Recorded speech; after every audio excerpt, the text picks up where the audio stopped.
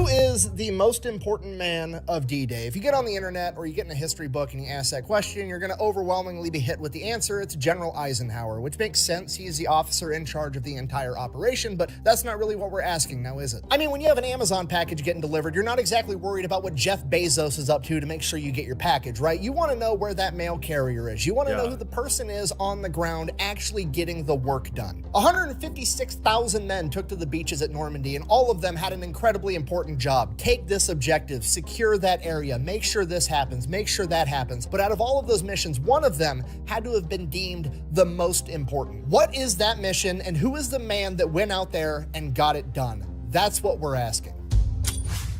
Today we're talking about Leonard Lomell, aka Bud. Despite being one of the first men wounded on D-Day, he quite literally shrugged off his gunshot wound and proceeded to lead his men into combat for 3 straight days with virtually no food, no water, and no sleep to accomplish what is deemed as the most vital aspect of the D-Day assault, according to General Omar Bradley. Leonard Lomell was born in Brooklyn, New York. Shortly after that, his parents would move him out to New Jersey, and that's where he would spend the rest of his childhood growing up. He is the youngest of 4 siblings, having 3 older sisters, and both of his parents are first-generation immigrants from Norway. And like pretty much everybody else that fought during World War II, he grew up during the Great Depression. And as I'm sure you can imagine, being the son of 2 first-generation immigrants during the Great Depression was not really that great of a time. Because of that, his childhood was extremely busy. When he wasn't going to school, he was playing sports. He played football, he boxed, and he played baseball. And when he wasn't doing that, he was working. If he wasn't sleeping, it was go time 24/7 throughout his entire childhood. Leonard was straight up hustling his entire childhood. He had his own business where he would catch clams and fish and sell them to local restaurants. He also worked as a caddy at the local golf course. He also ran the local bingo hall. And in addition to that, he even had a job as a delivery driver for a laundry service when he was 16 years old. And then he got fired after about a month because they found out he didn't have a driver's license. If there was money to be made, he was going to do whatever he had to make it. Despite all of that, he still made time to have a 1-hour piano lesson every single day. Fast forward, he graduates from high school, and when he gets home, both of his parents sit him down, and he remembers this because it's the first time he's ever seen his dad cry, as his dad tells him, "Len, I don't have any money to help you go to college." Now, his parents are both older at this point to have a son just graduating high school. His father is 69 years old, and they have been poor his entire childhood, and he's watched his dad work his ass off the entire time. Len was not fazed by this at all. Not only did he not expect his parents to have money for him to go to college, he fully intended to go off to college, work, and send money back home to help support them. And that's exactly what he did. He went off and he applied to every single college that he could, and only one of them was willing to give him an athletic scholarship, and that was Tennessee Wesleyan College. So that's where he went to school, and then when he wasn't playing football, he was working as much as he could to send money back home to his parents. Now, while he was going to college, the draft had started, so he figures, hey, I'm probably going to end up getting drafted anyways, so I might as well go off and try to join one of the military academies, because then I get to... Bro, that was like, I wonder how wide of a sentiment that was. Well, I'm probably going to get drafted anyways. We might as well just beat him to it. I wonder how many young men joined under that logic right there.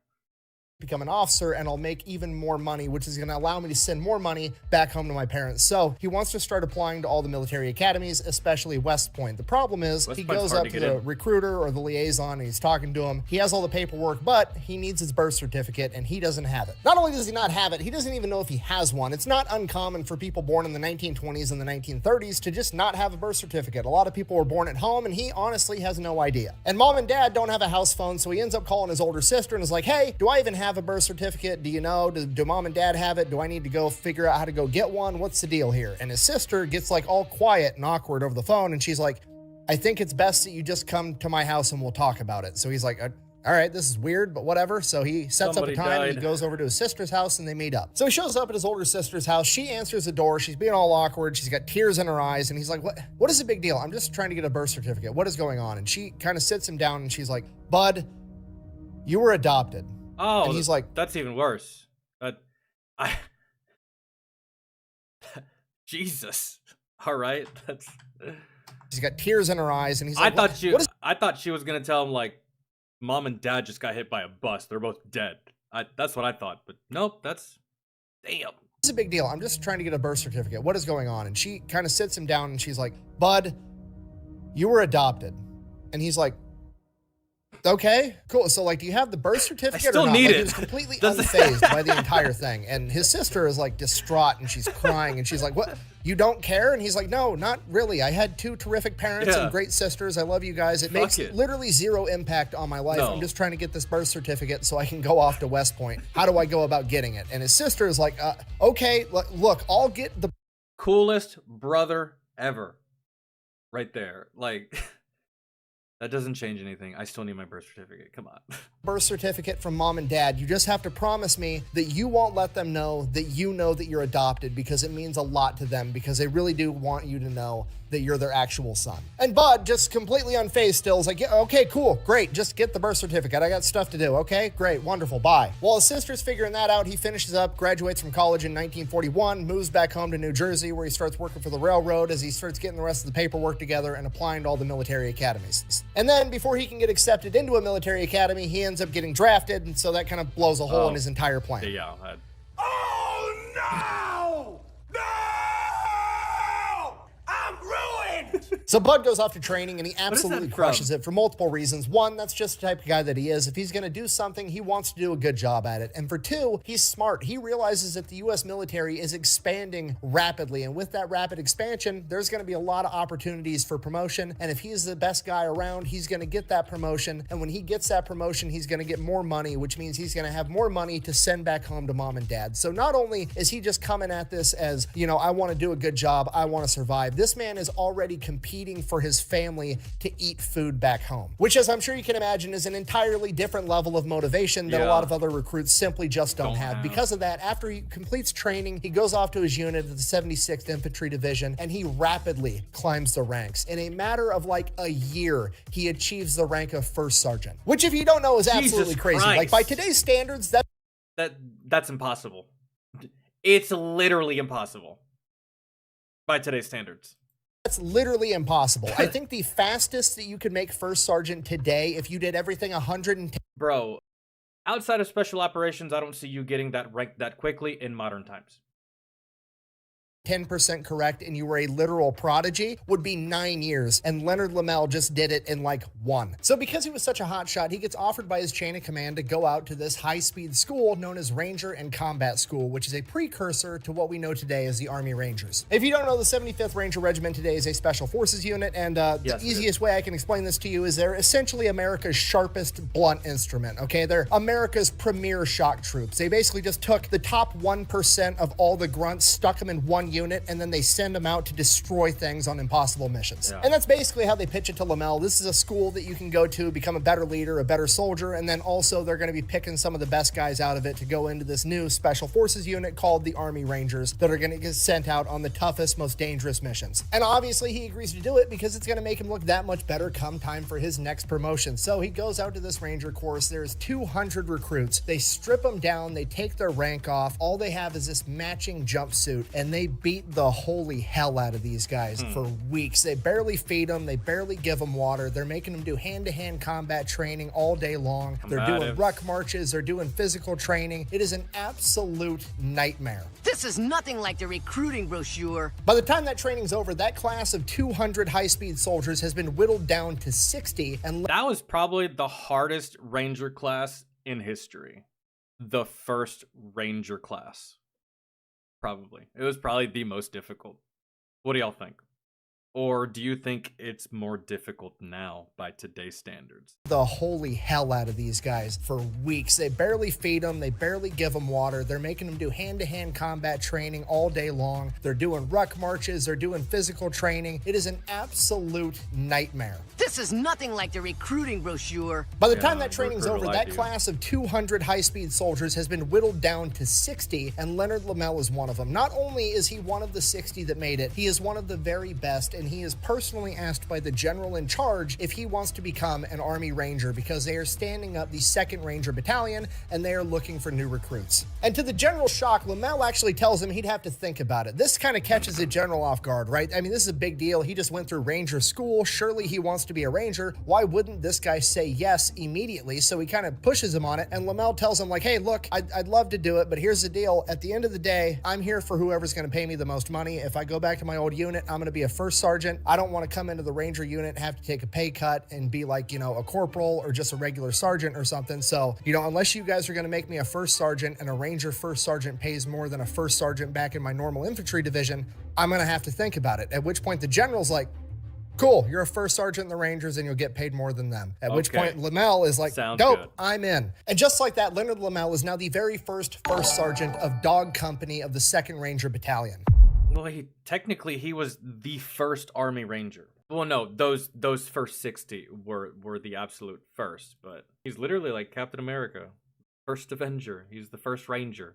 So Lomell goes, he gets all his boys from Dog Company, they start training right away. And you gotta remember, they're standing up the 2nd Ranger Battalion at this point, okay? It is a complete and utter shit show. When you're standing up a new unit, it's not just like you throw a bunch of guys together and you're like, hey, you're on a team now. No, a unit has its own culture. It has its own standard operating procedures. They have to build all of that from the ground up. And Leonard Lomell and his guys in Dog Company are there for every single second of it. And right out of the gate, it's rough. The Army's having a very tough time finding the right officers to lead this unique unit into battle, right? They're constantly rotating out battalion and company commanders, trying to find the right guys. And then they finally end up finding the right man to lead the 2nd Ranger Battalion, a lieutenant colonel by the name of Big Jim Rutter. On his very first day, he calls the entire battalion in and gives his, you know, introductory speech on his mission and what he's trying to accomplish with the unit. And I'm paraphrasing here, but basically what he says is, look, here's the deal. I'm going to train the holy hell out of you guys. I need you to do everything I ask you to do at 110%. And in exchange, I'm going to do absolutely everything I can for you. I'm going to have your back. I'm going to be your guy, and I'm going to get you as much leave as I possibly can. If you give me everything you got, I'm going to give you everything I can in exchange. And you had me at leave. Like, let's go. That is just the beginning of the leadership clinic that Jim Rutter is about to put on. He starts having monthly gripe sessions for the entire battalion to air out their grievances and what they see wrong with the battalion and everything going wrong around them. And he's willing to listen to every single man under his command, even the lowest ranking private. One of the first things But we only did it once because the conniving bitch-ass sergeant major that told us that we were allowed to speak freely ended up telling our chain of command what we said about them. So we were just like, oh, so you're just a piece of shit. Rangers complained about was that the food wasn't very good. So Jim Rutter had the cooks sent back to cook school to relearn how to do their job. Then they came back a couple weeks later and the Rangers still said the food wasn't good enough. So Jim Rutter sent them back to school again. We'll have the spaghetti with a side salad. Okay. If the salad is on top, I send it back. On another occasion, a private at one of these gripe sessions has the balls to stand up in front of the entire battalion and say, sir, when I volunteered for the Rangers, I was told that every Ranger would receive a pocket watch, and I wasn't given one. Now, to us today, this seems kind of silly or petty, but you have to put this into context, right? Back in the 1940s, watches were very much considered a luxury item because they didn't have little tiny cheap digital watches that you could buy for $15 and know what time it was. The only watches around at this time were mechanical watches and more commonly automatic watches, which are the ones that are self-winding with all the little tiny gears and springs on the inside. Which I absolutely love this style of watch. I prefer this style of watch. I think they're just sexy as shit. They're very hard to manufacture with these tiny little itty-bitty pieces. Due to the difficulty of manufacturing and the fact that the Army is growing exponentially, they simply can't manufacture watches fast enough to be able to give every person in the military a watch, despite the fact that the Army does have a standard issued watch. In lieu of the watch, I'm sure most of these soldiers will accept a bottle of whiskey or a 12-pack of beer. Watch, the A11. So at this point in time, not everybody's getting a watch. They're reserving them for the people that need them the most. People like pilots, people in leadership positions. They're definitely not giving them out to every lowly private that's just there to take orders. But this isn't just a lowly private. This is a private in the 2nd Ranger Battalion, and he was promised a watch to be a Ranger. And because of that, Jim Rutter takes off his personal watch in front of everybody and gives it to the private. So obviously Jim Rutter is an incredible leader, but more importantly than that, he's also a visionary that has all kinds of crazy training that he's going to have these Rangers do. And one of the most important things that he actually does is he goes and he gets his hands on all of the German firearms, right? He gets MG42s, he gets burp guns, he gets all the German weapons, and he trains his entire Ranger Battalion on how to disassemble, reassemble, clean, and fire all of the German weapons because he... That would have been so much fun for me. I love that. Knows that they're going to send him into a mission and they're going to run out of ammo and they might have to start picking up guns off of all the dead Germans that they've killed. So he wants every single man in the Ranger Battalion to be able to use those weapons. In addition to that, they also do a bunch of chemical warfare training in case the Germans want to break out the mustard gas like they did last time. And then after that, they mostly focus on climbing. And the way they go about that is they end up shipping over to Great Britain and the entire battalion is staying inside of this hotel that's on a cliff over. Look at that. What a wild looking beach. Look at that. That's crazy. I would so go there though. For the experience. I assume 2 of those houses are what, like a bed and breakfast or something? They end up shipping over to Great Britain and the entire battalion is staying inside of this hotel that's on a cliff overlooking the ocean, okay? And they get there and they have the battalion meeting. They explain that we're doing climbing training. And then Jim Rutter walks all the guys. There's like this carved in staircase that goes down this 80-foot cliff that goes down to the ocean. He's like, these are the cliffs that we're gonna be climbing. Also, this is the only time we're using that staircase. And everybody is kind of looking around like, what? How are we going to get down here if we're not using the stairs? Every single morning to get to training, the Rangers have to go up to the 3rd story of the hotel, tie a rope to the radiator, throw it out the window, rappel down the side of the hotel, run across the yard, scale the chain link fence where the cliff is so nobody falls off, and then rappel down the 80-foot cliff just to get to the beach to get to training on how to climb. And once they're down there, they do all different types of climbing. They're climbing with grappling hooks and ropes. They're climbing with nets. They're free climbing. Any and every technique they have available, they're getting super good at. And around this time in training, one of the sergeants for Dog Company accidentally drops an entire ammo bag on the men down below him, and somebody ends up getting injured. The company commander ends up ordering Lomell to bust this guy down from sergeant to private, which is a big deal, getting demoted from NCO all the way back down to private. It's a big pay cut. It sucks. Lomell doesn't want to do it. It was an accident, but he's ordered to do it by the company commander, so he has to go ahead and he does it. And this sergeant, now private, doesn't take it very well, and he says something along the lines of, you know what, that's fine, first sergeant. Once the battle starts, first sergeants always get what's coming to them, and I'll see you in battle. Kind of like this veiled threat. And Lomell's like, okay, whatever. Sorry, you're upset. Anyways, moving on. They get back to training and they're climbing more. And while they continue their climbing training, they find out that that's gonna oh, something tells me that's gonna show up later in the story. Not only are they going to be partaking in D-Day, but they're going to be given the most dangerous and most important mission. We're going to hear about that again. I just feel it. Of the entire D-Day assault. Overlooking the American landing sites of Omaha and Utah Beach for D-Day, there is a point known as Pointe du Hoc, and on top of it is 6 German 155mm artillery pieces. If these artillery pieces are allowed to remain functional during the landings, it will lead to the deaths of tens of thousands of Americans and potentially the sinking of Navy vessels because it overlooks the surrounding ocean as well. The problem is the only way to get up there to destroy that artillery is to climb a 110-foot cliff face while the Germans are shooting at you. This is deemed absolutely impossible by military intelligence. One of the military intelligence reports literally says, and I quote, 3 old women with brooms could repel a landing force at Pointe du Hoc. General Bradley in his memoir recalls this order as the most difficult thing he's ever asked of anyone in his 40-year-long career. Because of this, they give the Rangers anything and everything they think they might need to be successful, and they're allowed to come up with whatever plan they think is going to work, because at this point, they're basically the climbing experts in the U.S. military. They get them aerial footage so they know the terrain. They build them 3D models so every single Ranger in the 2nd Ranger Battalion can remember every little tiny aspect of Pointe du Hoc. So the plan is they're going to show up to Pointe du Hoc and try to disable this artillery prior to the first wave of D-Day, because remember, that's the entire point. They have to get this artillery disabled before everybody else starts landing on the beach, right? So not only are they being given this difficult task of but y'all are on a fucking timetable.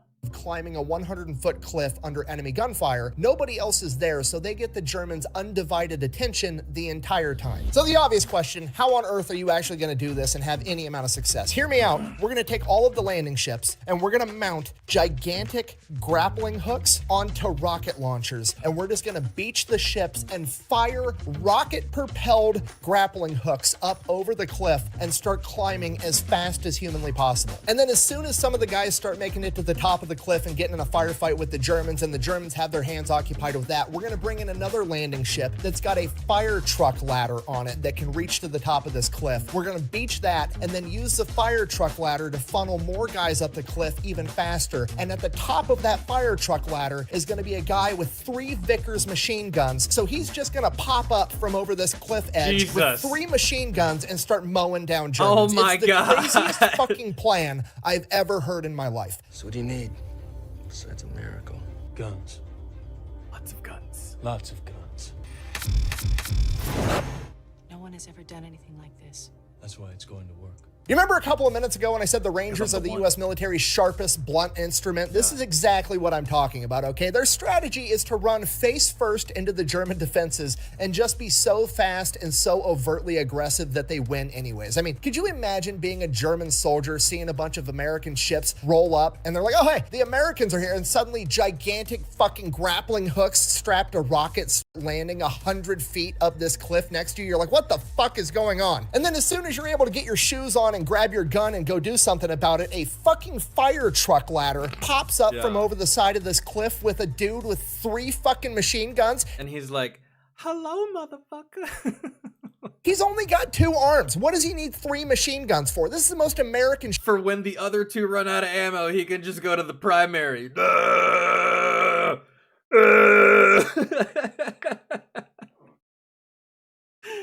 Because 3 machine guns is always better than 2. Take that to the bank. shit I've ever heard of in my entire life. I mean, we've all heard the expression, it's faster to switch to your sidearm than it is to reload, but we've never heard the expression, it's faster to switch to your tertiary machine gun than it is to reload your first 2 machine guns. So that's really the entire game plan, just straight up. And that really could snowball, because then you're just like, aha, a 4th machine gun, and then another private in the background, but sir, a 5th machine gun. Brute force and ignorance. Hit the enemy so hard, so fast that the fight is over before they even know they're in a fight. I feel like brute force and ignorance was invented by us. Maybe. Could have been the Japanese. I don't know. One of us invented it. Oh, and the Marines perfected it.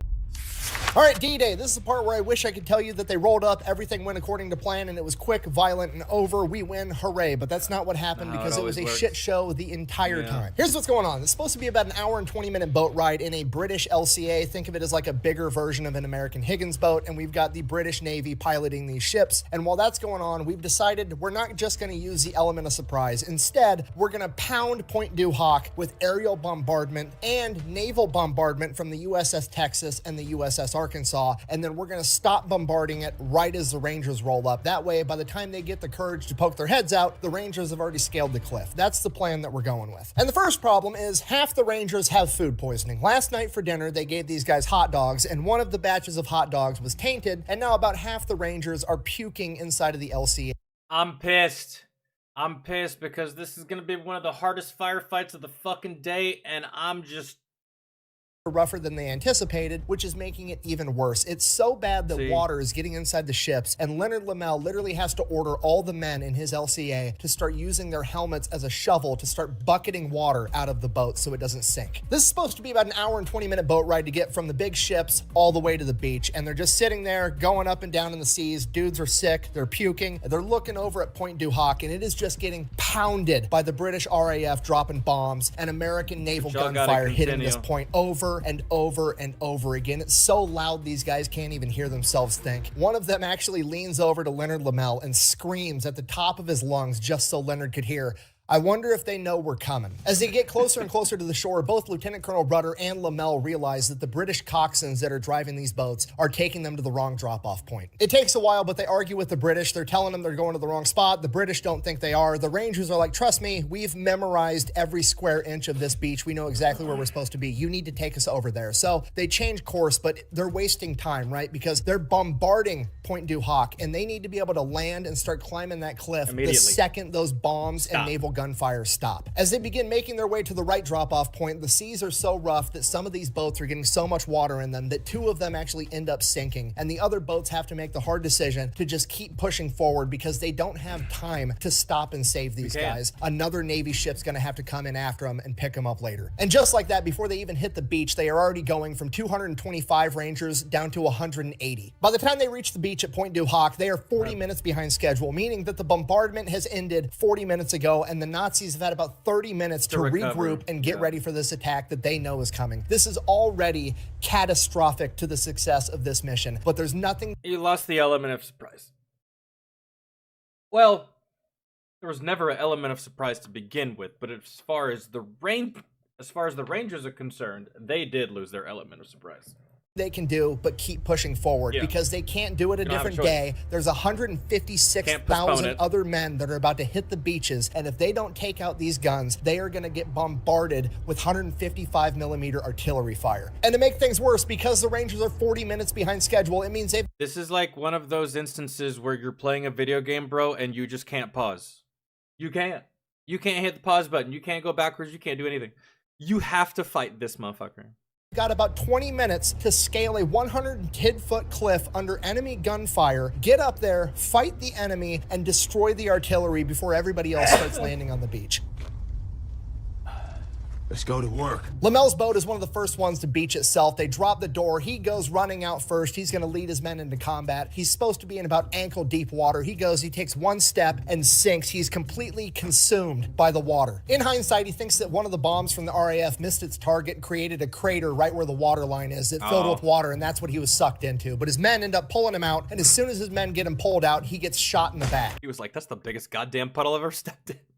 That sucks. And Lomell, having been shot and almost drowned in the matter of a couple of seconds, doesn't really know what happened, so he turns around thinking that he'd been shot, and the first person that he sees is that private that had threatened him. "I'll see you in combat, First Sergeant." His brain immediately thinks, this motherfucker just shot me. So he goes and grabs this kid, and the medic and all the other men have to pull Lomell off of him. We're like, no, he didn't shoot you. He didn't shoot you. It was the enemy. So Lomell turns and runs into combat. His men go running after him, and Lomell and the... Okay, good. Maybe that still makes a return and we hear more about that. I don't... Maybe he will still try to shoot him. Just not right now. Nah, First Sergeant, that wasn't me, but watch your ass. The rest of Dog Company managed to scale the 110-foot cliff under enemy gunfire in under 10 minutes. Okay, just for the record, I can't get my wife and kids in the car in under 10 minutes, and these guys got 30 men with guns and 50-pound backpacks up a 110-foot vertical cliff under enemy gunfire in 10 minutes. That's fucking cruising. That's booking it. That's damn near almost... That's damn near almost running. That's crazy. Lomell's Dog Company and Easy Company are the first ones up the cliff, and the minute they get up there, they are immediately disoriented, and all their plans go right out the window. Remember, they studied the terrain. They know what it's supposed to look like up there, and but it doesn't look the same after all that fucking bombardment. Does not look like that now. The Allied forces have bombarded Pointe du Hoc with 380 tons of ordnance, okay? What they're looking at now resembles the surface of the moon. There's no time to make a new plan. The clock is ticking, and they have to destroy these guns, okay? Given a lack of instruction... Use the craters as cover. That's all you can do. And you have to resort to destruction. All of the Rangers proceed to dive into one of these massive craters from a bomb. They said these craters were so big that they could easily fit 15 to 20 men. Half the men in the crater pop up and start returning fire to the Germans, giving cover for the other half of the men to jump to the next nearest crater. Then they begin returning fire so that the other half can catch up to them, and they begin using bounding or leapfrogging to go all the way to where one of these guns are. They can see the massive... That would be a fun firefight, I'll tell you what. Crater hopping, firefight, pop up, shoot, cover fire, move to another crater, cover fire, move, shoot, cover fire. That would be a fun firefight. That would be fun. Gun barrel sticking up in the air, pointed at Omaha Beach. They finally get to the gun and they hop down in the artillery emplacement. It's not a gun. It's a fucking telephone pole that's propped up to look like a gun barrel. Immediately, Lomell is like, what the fuck is going on? But really? We can't wait. We have to keep going. There's potentially 5 more guns, and we need to take them out too. Bro, imagine, oh my god, imagine that what Allied forces thought were artillery is fucking nothing. Hold on. hop down in the artillery emplacement. It's not a gun. It's a fucking telephone pole that's propped up to look like a gun barrel. Immediately, Lomell is like, what the fuck is going on? But we can't wait. We have to keep going. There's potentially 5 more guns, and we need to take them out too. I think that's 5 telephone poles that we're gonna find. So they begin bounding again to the next gun. It's a telephone pole. The next gun. It's a telephone pole. Who? Reconnaissance? Who are we blaming here? Reconnaissance, Washington, FBI, NSA. Who was in charge of figuring out, or maybe that was our fault.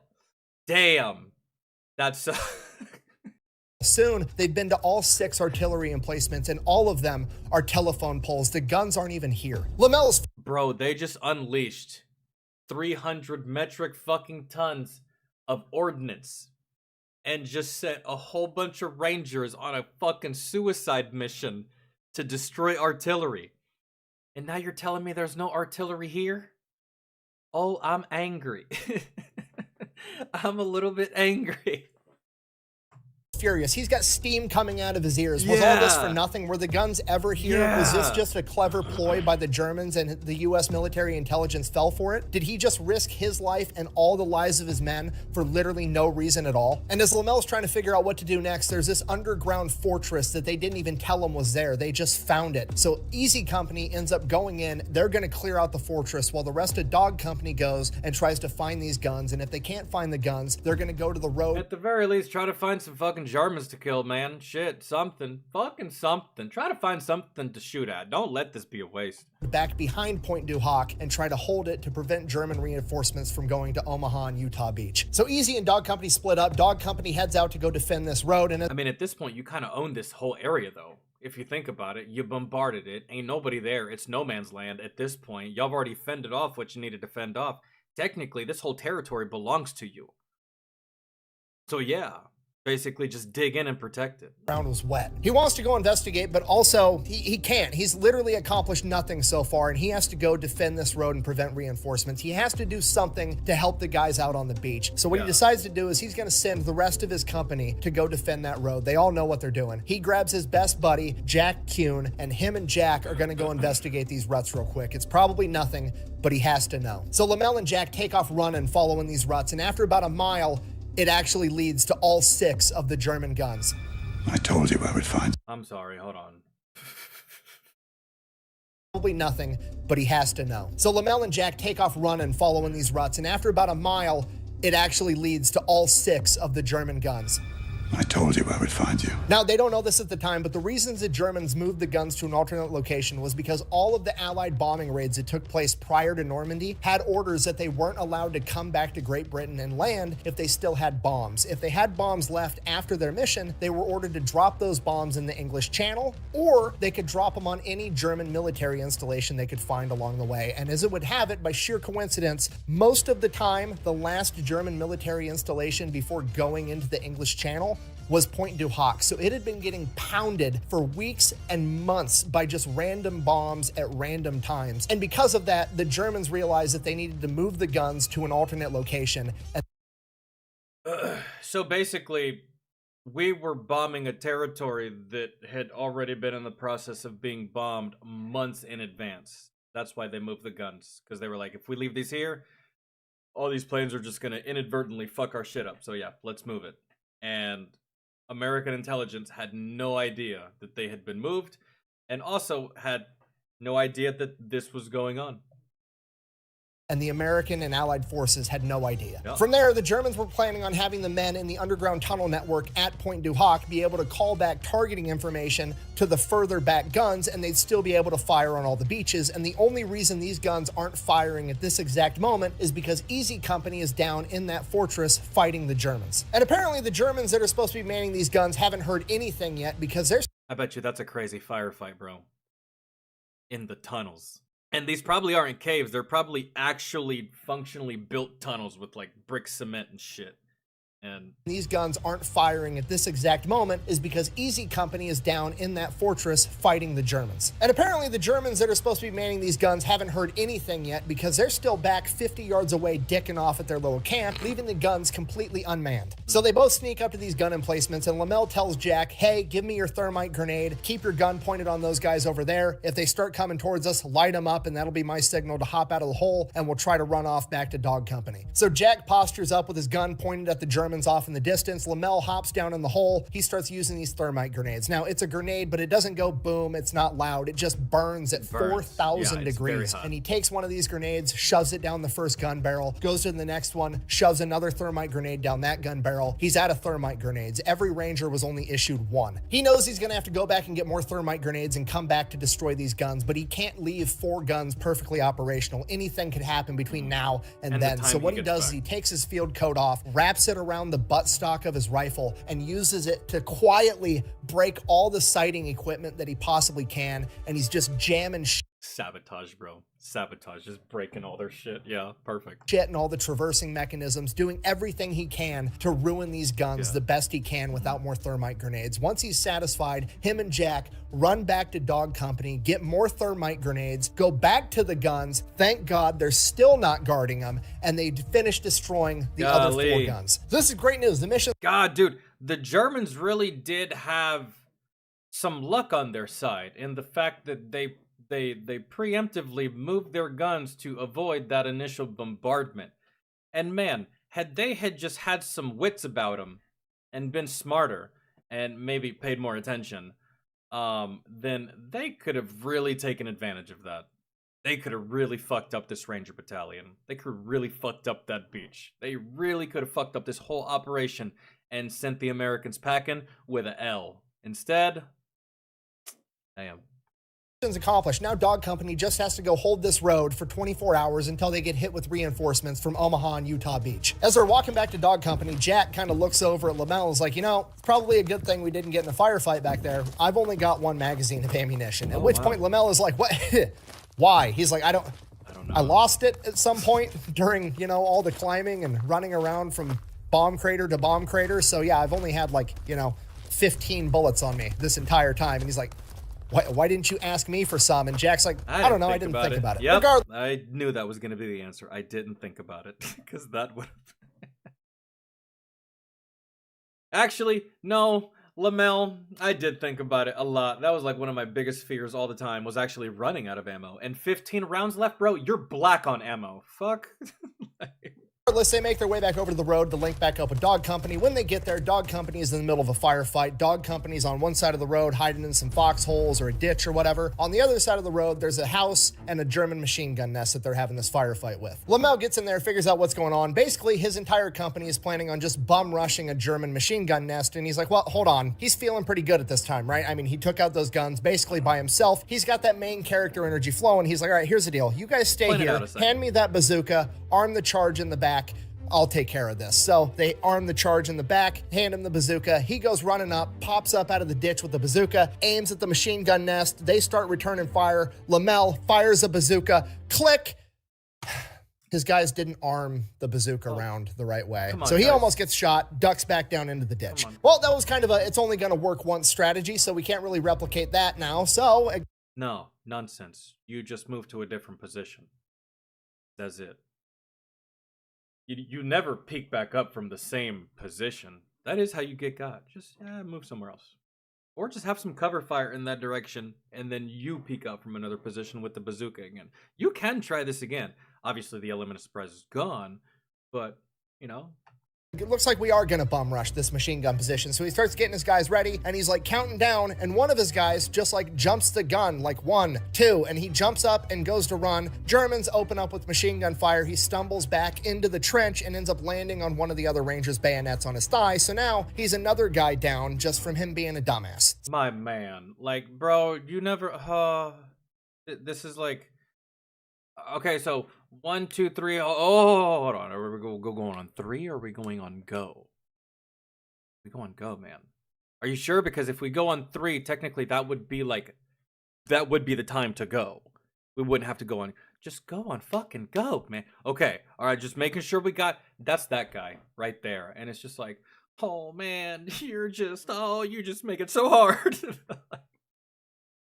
So they get that guy bandaged up, leave him in the trench, and the rest of them go assault this machine gun nest, take it out. Now they've secured the road. From there, Lomell's got like 12 guys left. He picks his 2 fastest guys and instructs them to run back to Pointe du Hoc, taking separate routes. That way, if one of them get caught, the other one should, in theory, still make it back and deliver the message to Lieutenant Colonel Rudder. Mission accomplished. We've destroyed the guns, and I desperately need reinforcements up to hold this And I need more magazines. Lomell, you need more ammo. road. Luckily, both men end up making it back to Rudder. They deliver the message. He's super happy about it. The problem is all of the Rangers' communication equipment got damaged with all the water from the beach landing. In addition to that, they asked for more reinforcements to be able to hold Pointe du Hoc and secure the road. Something tells me that y'all got denied that. Unfortunately, there aren't any. What the Rangers have now is all they're gonna get. So Rudder sends Lomell's guys back to him with the message, hold until duly relieved. Not exactly what Lomell wanted to hear, but it's what we gotta do. So him and his men are just hiding, waiting to ambush anybody that's going to reinforce the beach. Luckily, after a couple of hours, more Rangers show up, about 50, 60 guys, and they line up along the road too. The Rangers are now spread out, covering about 300 to 400 yards of this road. About an hour later, an entire German battalion attacks, but they attack all the way on the other end of the Ranger formation. Lomell and Dog Company are the furthest away from it, so Lomell orders his men to hold their fire and not give up their position. That way, they're there to surprise them in case they try to flank the other Rangers. The Rangers repel the attack fairly quickly, which tells Lomell he definitely made the right decision because that was just testing them. They wanted to know how many Rangers were there, where they were at, and what they were gonna do if they were fired upon, how they would move, how would they react to that contact, and they were capable of. And now they don't know that Lomell and Dog Company are there to help too. About an hour later, the Germans attack again, and they very, very good combat discipline on Lomell's part to not give away his position because it gives the enemy a false sense of security.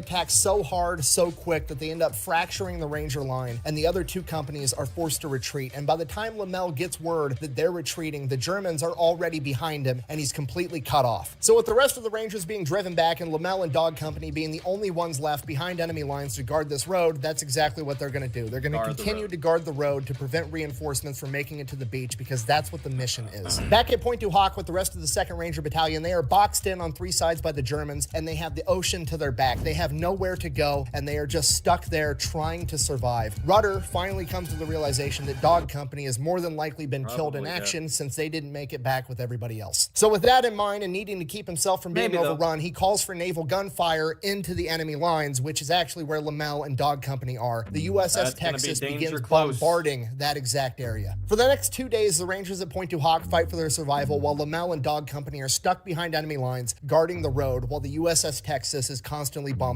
them. They pretty much just have to keep their heads down, hope that a large formation of Germans don't come looking for them, and hope that the USS Texas doesn't blow them off the face of the earth. Despite all of this, Lomell is still determined to stop reinforcements from making it to the beach, and if they do come marching by, he is going to attempt to do something about it, but with only 12 men, it's almost certainly a death sentence, and luckily, that with only 15 rounds in your magazine, I really do hope you got a new magazine. That's just driving me crazy.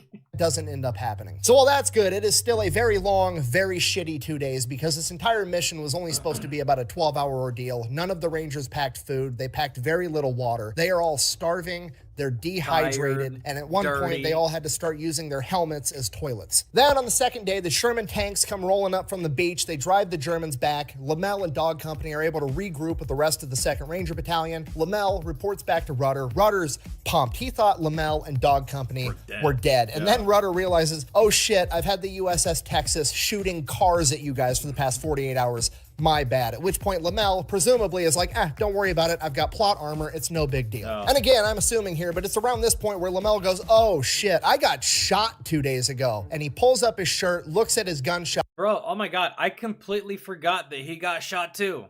Yeah, he did get shot. I guess it really didn't hit anything vital.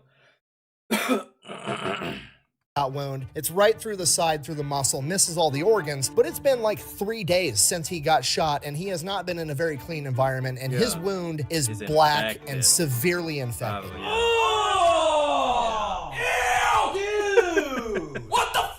Lomell immediately gets loaded up on a boat, sent out to a hospital ship. On the hospital ship, the surgeon is like, that's too much for me to handle. What are those guys watching? Is it like, it's gotta be Two Girls, One Cup, right? What are they watching?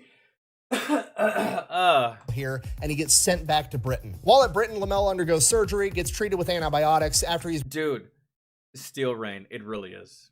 It's crazy. Adrenaline is wild. Yeah. recovered enough to actually, you know, be given some kind of an You'll forget all kinds of fucking injuries and wounds. assignment. It's basically determined by the chain of command, like, hey, we basically sent you in on a death mission. You got shot. You're the one that took out the guns at Pointe du Hoc. You've done enough. We're not going to send you back into combat. We're actually going to put you in charge of this prison, and this prison is full of American soldiers that skipped out on D-Day. And Lomell's not even a little bit interested. He basically goes AWOL, hitchhikes back to the front line, and links back up with the 2nd Ranger Battalion and Dog Company. I'm back. So he makes it back to his guys, and they're only like 7 miles further inland than they were when he actually left. And everybody kind of thinks that like the Battle of Normandy was like the opening scene of Saving Private Ryan. It was literally 45 minutes, and that was the end of it. But the Battle of Normandy was almost 3 whole months. Oh, so no, that was they're long. still in the middle of the same battle where he was injured. He's went back to a different country, got I feel like the movie Saving Private Ryan does a good job of conveying how long that was, because that movie doesn't happen in one day. That I feel like I feel like the movie conveys a passing of months throughout the movie if you pay attention closely. Anyways. gotten surgery, and hitchhiked back to the front line of the very same overall major battle. Okay, if you're not picking up what I'm putting down, the enemy literally took out Leonard Lomell and he respawned into the same battle. Okay, this is the most main character shit that's ever happened. So he gets back to the 2nd Ranger Battalion. He is immediately given a promotion to Sergeant Major, the highest enlisted rank, and then he is also given the Distinguished Service Cross. Now, the Distinguished Service Cross is the 2nd highest award that you can get, right below the Medal of Honor, which raises a question, why on earth is he not being awarded the Medal of Honor? And the answer to that actually lies with the 1st Ranger Battalion that is currently basically a bunch of living legends after fighting through North Africa and Italy. Their commander, William Darby, they were affectionately known as Darby's Rangers, individuals that fought on the battlefield together, but they were one singular entity because that's how tight-knit their team was. So with that sentiment in mind, he kind of declared that Rangers weren't really eligible for the Medal of Honor because they didn't feel that one man should be honored, the entire unit should be honored. So on one hand, that's kind of cool, but on the other hand, it's kind of silly because he still allowed the Rangers to get every other singular individual awarded medal under the sun, including the Distinguished Service Cross, Silver Stars, Bronze Stars. So like, why not let him get the Medal of Honor as well? It just seems kind of silly. And Lieutenant Colonel Rudder actually kind of agreed with me, and because of that, when he... But hey, I mean, if that's the sentiment and someone wanted to honor that sentiment for a unit, like, okay, fine, we won't give anybody the Medal of Honor then if that's how you feel. I can live with that. It's just when a politician says, no, he can't have it. That's when I get irritated. But if that's the case, that's the case. Whatever, man. He told him, and I quote, "This is your Medal of Honor." That's so cool. From here, the Rangers are going out on missions, a couple of skirmishes here and there. They end up going to the Battle of Brest. There's this hilltop that nobody else can take called Hill 63. They send the Rangers in. Rangers take over the entire thing. They control the hill until the battle at Brest is over. They've won that. After that battle, Lomell gets another promotion, and he gets a battlefield commission to 2nd Lieutenant. Man, imagine we started fighting wars like that, where we just did like a King of the Hill style battle. Whoever takes this, what we designate a hill on neutral territory, and this one hill, this is what you fight over, man. And whoever takes this hill wins the war. Naturally, combat's not that simple. Not when you inject, I hate to say it again, when you inject politicians, but Becoming an officer. From here, the Rangers get sent over to a place called the Hurtgen Forest. Very, very dense forest, and it holds virtually no strategic advantage to the Allies, but for some reason, the Germans really seem to think it's important, so the Americans are just going to fight them for it. They don't even know why. And here's a kicker and sad/ironic part, but the Germans are actually... I don't like fighting for those types of reasons. Well, they really care about it, so let's fight them over it because, well, they really care about it. What if that was a decoy and they're just getting you to give a fuck about something that is useless? Like those fucking those artillery telephone poles, you know what I'm saying? Running on the exact same logic. They also have no need for the Hurtgen Forest, and they don't know why they're fighting there. The only reason they're showing up and fighting so hard... This is true. And the last video we watched yesterday, Steel Rain, we tried to deny the enemy nice things, but we weren't allowed. We just weren't allowed to win. That's what it was. is because the Americans are showing up there and fighting so hard. So they think the Americans want it for some type of strategic advantage, and they have no idea why either. So literally both sides of this are fighting for land, and neither side knows why they're fighting for it. I think they want it. And the other side's like, I think they want it really bad, so yeah, we're going to fight over it. And hopefully we beat them so we can figure out why they want it. Now imagine the winner prevails, only to find out they didn't want this for anything. The fuck are we? extremely deadly battle are just operating on, I don't know what you're up to, but fuck you, I'm not going to allow it. What? Fuck you! Fuck you! Fuck you! So Lomell and the Rangers end up showing up, and love he's that thinking video. in his head, like, okay, I'm an officer now. They're going to send us into battle. I'm going to go take the hard objective, whatever video. that is. We're going to win. Hooray. But the leadership doesn't really understand how to use the Rangers or know how to use them yet. So they just end up putting them out on the line and tell them to hold this ground and don't let the Germans through. And Lomell's pissed about this. Yeah, because you could be using the Rangers for so much more than just, I don't know, being security guards. They're fucking Rangers. But again, they're brand new, and no one really knows about these guys what we know about these guys now, today, right? All this time through history. Yeah, dude, if you have a problem, these are the dudes you throw at a really difficult problem. Like, did you not see the fucking hill they just climbed? Like, it's crazy. Because A, this isn't how Rangers are supposed to be used, Yes. and B, this job absolutely sucks. You got to remember, it's like October 1944 It's over in cold. like the Belgium, Germany area, As okay? fuck. It's super cold, Yeah. and all these guys are doing is basically hiding in their foxholes, freezing their asses off all day. So this goes on for like a month, just being cold, having the Germans drop artillery on top of them, and then after a month, on seemingly a random day, they get orders to move out. They've got some dangerous mission they're supposed to go on. There's a town called Bergstein, and right next to that town is this gigantic hill known as Castle Hill by the Germans, but the Americans call it Hill 400 because it is 400 meters high. Hill 400 is the high ground of the Hurtgen Forest, and it is the reason that they're not making any headway in this battle because the Germans can see everything and they just call in artillery on top of them anytime they try to move forces forward. So the American forces have to take this hill in this town. The problem is every time they move an infantry regiment in, they just get beat back and nobody can seem to penetrate and take over this town and this hill. The last American unit that tried had just over 5,000 men and tanks, and they failed. So now they're going to send in the 2nd Ranger Battalion with approximately 500 men. Lomell, his guys at Dog Company and F Company are going to be responsible for taking the hill, and all the other Ranger companies are going to be taking Bergstein. They spend the first 2 days sending out patrols, finding every single German machine gun nest and fortification, and after they know where every single German is, they launch a surgical attack, and they're able to capture. I was gonna say, you're gonna want to do this quietly, man, and it would probably be best to not bring in any vehicles either, because vehicles are loud. And for this type of, at least my thinking, like my plan of attack for this would be to creep up as close to the base, if not as close up to the top of the mountain as I can without being seen, right? And then at one random time, probably either early in the morning or late at night, I just send in a full-scale attack all the way around. So basically have the entire Ranger Battalion surround the mountain and creep as close as humanly possible until you just launch full scale. If you get close enough, you can launch an attack to where they're not going to be ready for it. But the problem with the attacks back in the day is they were being launched from far away, and they would just see it because they have the high ground. They spend the first 2 days sending out patrols, finding every single German machine gun nest and fortification, and after they know where every single German is, they launch a surgical attack, and they're able to capture both Bergstein and the hill in an hour and a half. Good lord. Holy. That's impressive as fuck. An hour and a half to cap what was seemingly an impossible... But the problem is both Dog and Fox Company commanders got killed during this attack, and now Lomell is the only officer on the hill, and he is in charge of everything. So now Oof. That's rough. he's got to hold this hill for the next 24 hours till reinforcements show up. It shouldn't be that hard, but with Leonard But when you're the only officer up to upwards of that many troops, you're going to want to have some good NCOs for this. Lomell doesn't know is that the only objective that the Germans care about in the Hurtgen Forest Is that hill. is Hill 400. That's it. You see, Hill So that means they're going to send everything in their fucking power at that hill.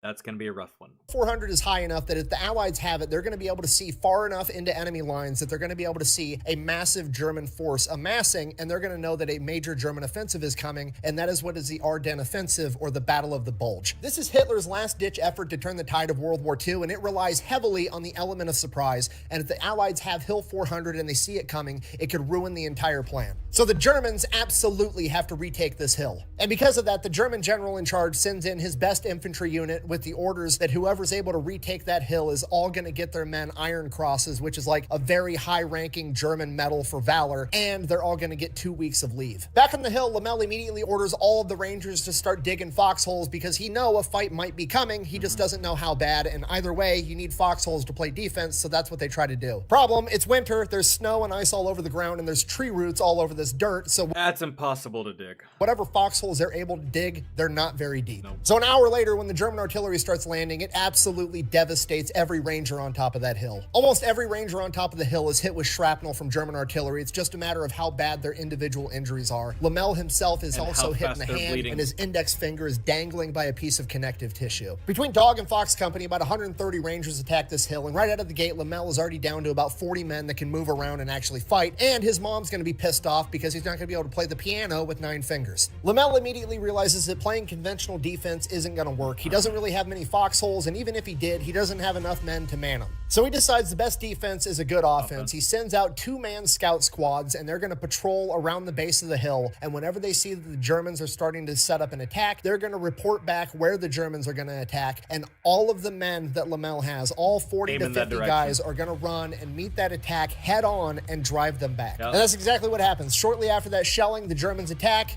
Lomell and his men meet them head on. They drive them back. They get shelled again. They scout, they find where the Germans are going to attack again, they meet it head on again, and this goes on over and over and over again. Lomell and his men are running around all over this hill, getting in every single firefight. You know how exhausting that is, man.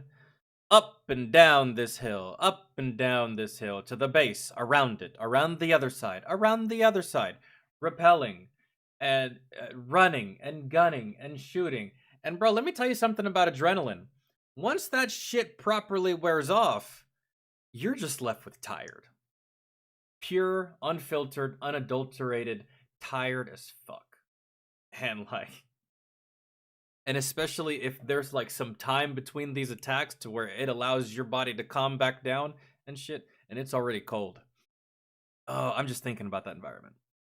And just, fight that there is, and when they're not doing that, they're trying to render aid to all the guys that are wounded. But to the Germans, it feels a lot different because every time they try to attack from a different spot at a different angle, they run doesn't matter, face first yeah. into 50 pissed off Army Rangers. So the and they're just like, dude, how is it possible that there's like 50 of these motherfuckers everywhere we go on all sides of these mountains? It almost makes them think that there's more than 50, that they have way more than that on this mountain, when really, nah, that initial airstrike that they did, or just indirect fire, really did fuck up a good majority of those Rangers, where they either can't fight or they can, but just not at 100% efficiency.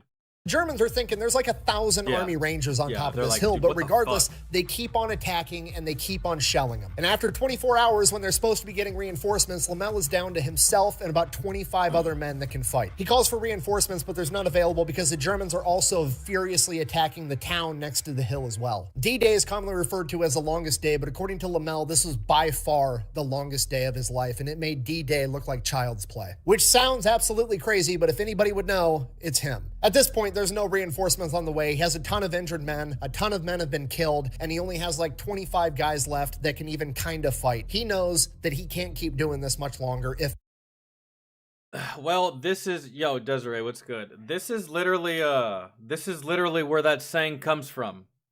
Well, I'm gonna die on this hill. I'll die on this hill today. That's where that saying comes from. Comes from Mr. Leonard Lomell. at all. So at this point, Lomell pulls his NCOs aside and asks them what they think about retreating. He figures they can get all the ambulatory men off the hill, and all the men that are too wounded to be moved can Or we can do that too. I mean, there's no shame. Live to fight another day, right? But still. be captured by the Germans. He's been fighting them for the past 6 months, and he knows that the Germans are at least going to give them aid and take care of them to some degree. Best we came up with, sir, is like, fuck it, you know? Fuck it. It's gonna be a shit show no matter what we do. All right. Fuck it. One of his sergeants is against it, and they are ready to fight to the death about it. So Lomell says, okay, that's it. what we'll do. We'll And die the on next this hill. day, they do the exact same thing all over again, and somehow they managed to hold on to this hill. That night, after 40 hours of straight combat, the Germans finally let up, and Lomell's able to radio down to the town and say that it's all quiet on the hill. And apparently, they stopped attacking at the town too. So the Rangers down there are finally able to come up and start helping carry all of these wounded men down from this. Yo, dude, they weathered the storm of upwards of, I'd like to say, thousands of German troops with just 50 guys for 2 straight days on a hill that was formerly known as impossible to take. That's impressive. Hill. Worth noting, if you've never carried a grown man on a litter, it is a motherfucker of a job, and that's if it's in good conditions, in daylight, on level ground. I can't imagine having to carry this many men in the dark down a hill covered in snow on a litter after 40 hours of straight combat. But if you don't have a spinal injury, I might just roll your fucking corpse or your body down that mountain. Gotta get the fuck out. the Rangers somehow managed to get it done, and despite his hand being messed up, Lomell is the last man to leave the top of that hill as he lets the other Rangers take it. Well, because that's a good leader. Over. During the 40 hours of combat for Hill 400, Lomell and 106 other Rangers were wounded and 19 men were killed in action. 24 hours after the other Rangers take over, they hand it over to another Army unit that relieves them, and 9 days after that, Hill 400 is retaken by the Germans during the Battle of the Bulge. When the battle... Yeah. Rangers and only Rangers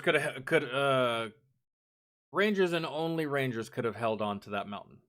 Or could have held on to that hill. The Bulge kicks off. Lomell is in a convoy headed back to Paris, hopefully to get surgery to save his finger. And because this major German offensive just kicks off, his convoy gets diverted and they have to go hold a road in case the Germans show up there. And sure enough, they do. So now, Lomell, being the only officer there, has to lead this ragtag group of whoever the fuck soldiers into combat to fight the Germans. He does. They repel the Germans, but Lomell ends up getting burned and blown up and is now suffering from internal bleeding. So now he's in a field hospital getting treated for internal bleeding, and while he's in there, General Eisenhower signs an order that any soldier that's been wounded at least twice and has earned a medal for valor gets 30 days of leave. Lomell qualifies, and he absolutely wants to go home for a month, understandably so. The problem is the doctor's not going to release him until he can submit a stool sample that shows that he's not still suffering from internal bleeding. So he does what absolutely anybody would do. He has one of his buddies shit in that cup for him, and then he goes home. I'm going home, motherfucker.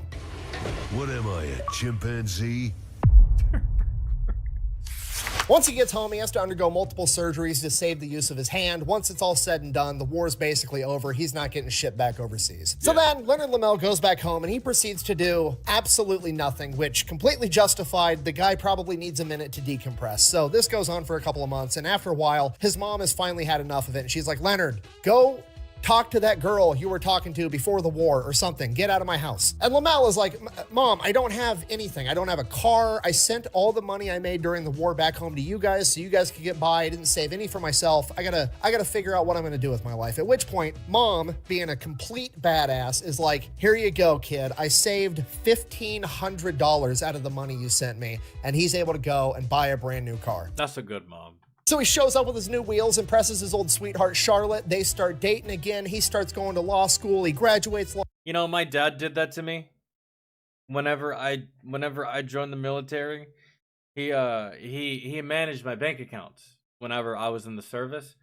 And this motherfucker, like, at first he was like, all right, well, I'm gonna take $30 out for myself every single time I do any kind of management for your account. I was like, but like as a fee?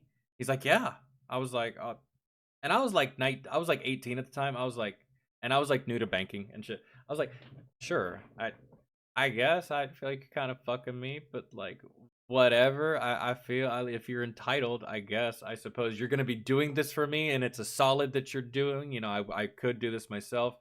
So yeah, he did that. Only to find out that he had actually just been putting all that money into savings into like a separate account that I couldn't see. And because I couldn't see it, I couldn't spend that money. So it was just like a breath of fresh air whenever I got out of the service. And I thought I was broke, but I wasn't, because my dad had like saved all the money that he said he was he was taking from me as like a fee for his services. So, and he just ended up, putting it back into, my name, right? Dad taxes, yeah. Law school, he marries Charlotte. A couple of years into being a lawyer, he gets in trouble because he wrestles with another lawyer inside of the judge's office to settle the dispute. But, everything's going great. It's That's very typical of a lawyer that used to be in the service. That's, I feel. I wouldn't see or have that any other way. Man, he went into the judge's chambers and threw down with another lawyer. Oh, dude, fuck all this legal shit. Let's do it. Me, you, right now. If I win, my defendant goes free. fantastic. Ends up having a bunch of kids, running his own law firm. The poor kid that was literally catching fish and clams and selling them to restaurants during the Great Depression that grew up dirt poor is now a millionaire lawyer, and he is living the American dream. And my favorite part of the story is he gets older in his late 50s, his 60s, his 70s. He gets the opportunity to go back to the places that he had battles in World War II. He gets to go back to Pointe du Hoc. He gets to go back to Hill. Dude, but if someone offered me the opportunity, like, hey, do you want to go back to all the places that you were at when you were in Afghanistan, all the places that you got into a firefight? Do you want to go back to the exact spot, the exact moment where you got blown the fuck up? Do you want to do that? Ugh. No. Well,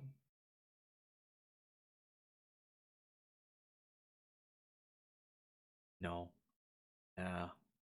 But good for this guy. That was probably fun for him. That was probably, like, I don't know, nostalgic for him. But no. 400. And when he's at Hill 400, he's kind of a celebrity and everybody wants to talk to him, and it's because the German historians and the German active duty military people there that are giving him the tour and everything want to know how many men did he have on top of that hill? And he's like, not many. Why? And the Germans showed him their books and well, because this is what we sent at you. And we thought that because we sent all of this, that you must have had like a billion people on that mountain. But, no. Yep. We sent, like, a whole brigade, and you just had 50. translated it from their perspective, and up until this point, they had always been under the impression that the Americans had a massive force on top of Hill 400, and that's why the Germans weren't able to retake it. Not only did Lomell's battle tactic work at the time, but it worked so well that he had them fooled for 40 years after the fact. Now, because Hill 400, and by extension, the entire battle of the Hurtgen... The way Germans tell that story is inaccurate, but not on purpose. If you know what I mean, right? So the way the Germans tell this story, they're just like, yeah, dude, we tried to take this hill, but dude, the Americans had like 1 million soldiers on that mountain, bro. It was crazy. Like, we attacked and we attacked and we threw our fucking best, like, and we were killing motherfuckers, bro, but it just didn't matter, right? Only for them to find out multiple decades later that it wasn't actually like that at all. There was like the smallest force you could think of. That's what it was. And I can only imagine, like, to their chagrin, right? They're just like, so what you're telling me is that had we just attacked a couple more times, we actually could have beat you? Yep, pretty much. You could have. You attacked 1 or 2 more times, you could have beat them. But that's how it happens. Forest was such an unnecessary and bloody battle. It was deemed a huge embarrassment and failure by the upper level leaderships of the US military. Because of that, a lot of the men that partook in that battle that did courageous, heroic, incredible things like Lomell, they never ended up getting the recognition they deserved because the upper level leadership just didn't want to acknowledge that this battle even happened. They just wanted to sweep it under the rug and not talk about it. Finally get awarded a Silver Star for his actions on Hill 400 in 2007. In the later years of his life, Leonard Lomell would end up getting a lot of attention for being the hero that he was during World War II. And his response to that was always, we weren't heroes, we were just good Rangers. Thank you for watching. Best way to support the channels, go buy some merch over at thefatelectrician.com. Quack bang, out. You know what? what? I'm just going to level with you guys. There's no way that you can research people like this and not feel like a giant bitch the entire time, okay? I feel like a big tough guy because I can do a lot of push-ups and I've been doing jujitsu for 15 years. And then you start reading about Bud Lomell, who got shot at D-Day and didn't just walk it off. He proceeded to climb a 100-foot cliff in 10 minutes after getting shot, while he's also continuing to get shot at by Nazis with machine guns. And then he goes and takes out an entire artillery battery by himself, saving tens of thousands of people. And that's just the beginning of this dude's story. Dudes were just built different back then. Yeah. I don't even know. Regardless. Meanwhile, I get hit with one IED and I get fucking medevaced and airlifted to a fucking hospital, and I spend 2 weeks in that hospital only to spend another week on fucking recovery before I can finally go back on mission, before I'm finally cleared to go back on mission. And remember, this guy got reassigned to go do something else, and he said fuck that and went back to combat. You can't really do that today, bro. It's like that's just you don't do that shit today. It's almost impossible. I guess now at least we know the answer to who's the most important man at D-Day. Thanks for watching. I gotta go. Yeah, I know what he means when he says that. You feel like a big bitch. I know what that feels like. I know what he means when he says that, because I've had conversations with Vietnam veterans, and let me tell you, anytime I've had a conversation with a Vietnam veteran, I don't even want to tell them my story because it's not even worthy of their time. It's not even worthy of saying. After they done told me everything that they told me giving them my experience, it doesn't even pale in comparison. So it's just like, just gonna keep it to myself. I want to keep hearing about you though. That was wild. Yes, keep telling me about this stuff. Me, don't worry about me. That's fine. Don't worry about that. Not important. That's how I feel when I talk about some of these guys, or I've talked to some of these guys. I've had conversations with a couple of Vietnam vets, and it's just like, wow, dude, like that. What I did doesn't even compare to what you did. That's crazy. Like, not even in the slightest. And we can agree to disagree. That's fine, but that's my honest opinion. What I did doesn't even compare. Not even 1% to what you did. That guy did more in 3 days than I think I did my whole deployment. Like, that's ugh.